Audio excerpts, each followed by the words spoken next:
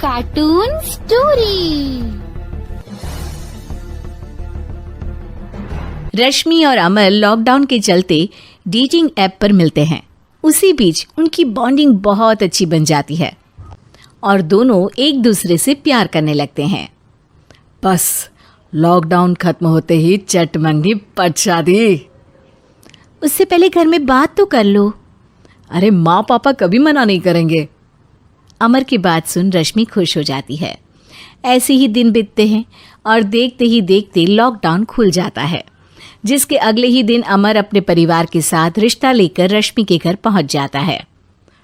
अभी लॉकडाउन खुला ही है और कोरोना तो ख़त्म भी नहीं हुआ, इसलिए ज़्यादा कुछ ना करके अगले कुछ दिनों में छोटे फंक्शन के साथ शादी कर लेते हैं। अमर के पापा की बात पर सब सहमत हो जाते हैं।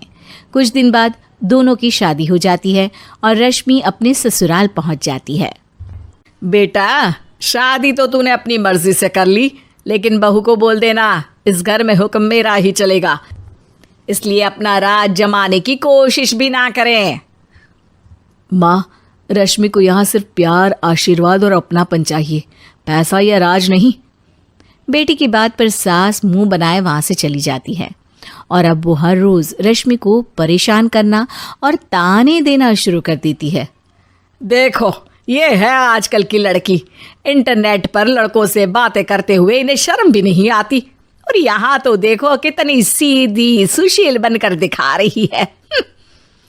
मम्मी, शादी के रिश्ते वाले इंटरनेट ऐप से जब किसी को कोई दिक्कत नहीं है, फिर डेटिंग ऐप के जरिए मिलना किस तरह गलत हो सकता है?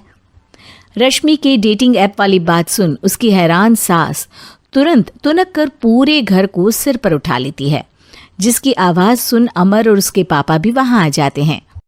हाय मेरी माता, इतना बड़ा झूठ! डेटिंग ऐप को इंटरनेट के जरिए मिली है बोलकर इस कलमुही को मेरे सर ला बिठा दिया। अरे नास पिटी, तुझे जरा भी शर्म नहीं आई? वहां न जाने कितने लड़कों से गुलू गुलू करके तुझे मेरा ही लड़का मिला था फंसाने के लिए। माँ, मुझे तो समझ नहीं आ रहा क्या बोले जा रही हो। डेटिंग ऐप इस्तेमाल करना कोई अपराध नहीं है, और तुम रश्मि को ऐसा कैसे बोल सकती हो? मैं भी तो था उस ऐप पर। पहले उसके लिए माँ से झूठ बोला और अब लड़ाई कर रहा है। सास और अमर की बात सुनकर रश्मि हैरान खड़ी रहती है। अमर, तुमने घर में झूठ क्यों बोला? ये सब देख रही हो ना, इसी की वजह से झूठ बोलना पड़ा। एक तरफ अमर और रश्मि की ये बात चल रही होती है, वहीं दूसरी तरफ सास का नॉन स्टॉप क्लेश सबको परेशान कर देता है। सब एकदम चुप, जो हुआ सो हुआ, अब मुझे कुछ ना सुनाई दे। पति की बात सुन सास चुप होकर वहां से चली जाती है, लेकिन अब वो रश्मि के सिर दुनिया भर के सारे काम डालकर उसका जीना पहले से भी ज्यादा मुश्किल कर देती है। मम्मी, मैं आपका गुस्सा समझ सकती हूँ, आपको जो करना है कर लीजिए, मैं कभी कुछ नहीं बोलूँगी। उम्मीद है किसी दिन तो आपका गुस्सा शांत होगा और नफरत प्यार में बदलेगी। रश्मि की अच्छाई को उसका नाटक समझकर सास गुस्से के 7वें आसमान पर चढ़ जाती है और उसी शाम रश्मि को नीचा दिखाने के लिए अपनी सहेलियों को घर बुलाकर उसकी बुराइयां करने लगती है। अरे कौशल्या, क्या बताऊं, आजकल के बच्चे ना बहुत एडवांस हो गए हैं। पहले रिश्ते घर परिवार वाले सब देख परख के कराते थे, और अब ये लोग खुद न जाने कहाँ कहाँ मिलकर खुद ही सब कुछ पक्का करके हमें बता देते हैं। लड़की का कैसा दिन धर्म, कैसा ईमान, कैसा चरित्र कुछ नहीं पता, बस प्यार किया और घर लाकर बिठा देते हैं। अरे ऐसा क्यों बोलती हो?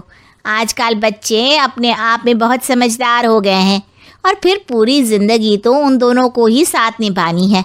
अपनी पसंद से शादी कर भी ले तो क्या दिक्कत? तू ही देख ले, पहले इतना अच्छा बेटा और अब सोने पर सुहागे जैसी सर्वगुण संपन्न बहू।